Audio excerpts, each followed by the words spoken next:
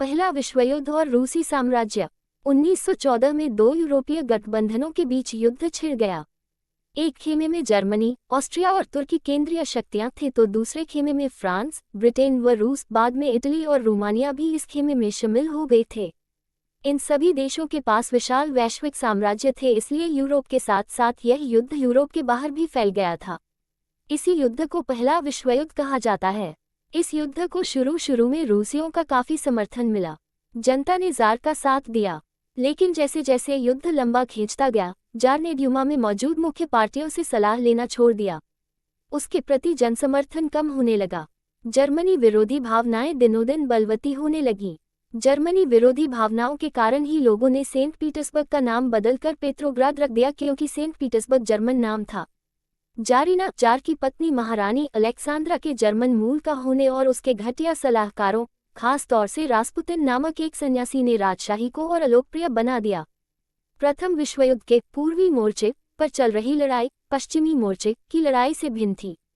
पश्चिम में सैनिक पूर्वी फ्रांस की सीमा पर बनी खाइयों से लड़ाई लड़ रहे थे, जबकि पूर्वी मोर्चे पर सेना ने काफी बड़ा फासला तय कर लिया था। इस मोर्चे पर बहुत सारे सैनिक मौत के मुंह में जा चुके थे। सेना की पराजय ने रूसियों का मनोबल तोड़ दिया।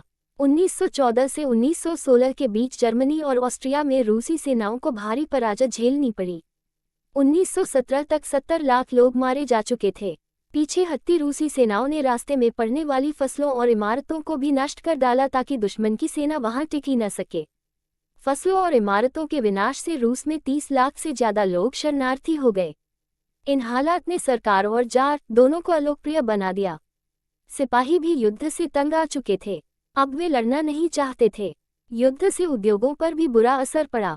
रूस के अपने उद्योग तो वैसे भी बहुत कम थे, अब तो बाहर से मिलने वाली आपूर्ति भी बंद हो गई, क्योंकि बाल्टिक समुद्र में जिस रास्ते से विदेशी औद्योगिक सामान आते थे उस पर जर्मनी का कब्जा हो चुका था। यूरोप के बाकी देशों के मुकाबले रूस के औद्योगिक उपकरण ज्यादा तेजी से बेकार होने लगे। 1916 तक रेलवे लाइनें टूटने लगीं। अच्छी सेहत वाले मर्दों को युद्ध में झोंक दिया गया। देश भर में मजदूरों की कमी पड़ने लगी और जरूरी सामान बनाने वाली छोटी छोटी वर्कशॉप्स ठप होने लगी। ज्यादातर अनाज सैनिकों का पेट भरने के लिए मोर्चे पर भेजा जाने लगा। शहरों में रहने वालों के लिए रोटी और आटे की किल्लत पैदा हो गई। 1916 की सर्दियों में रोटी की दुकानों पर अक्सर दंगे होने लगे।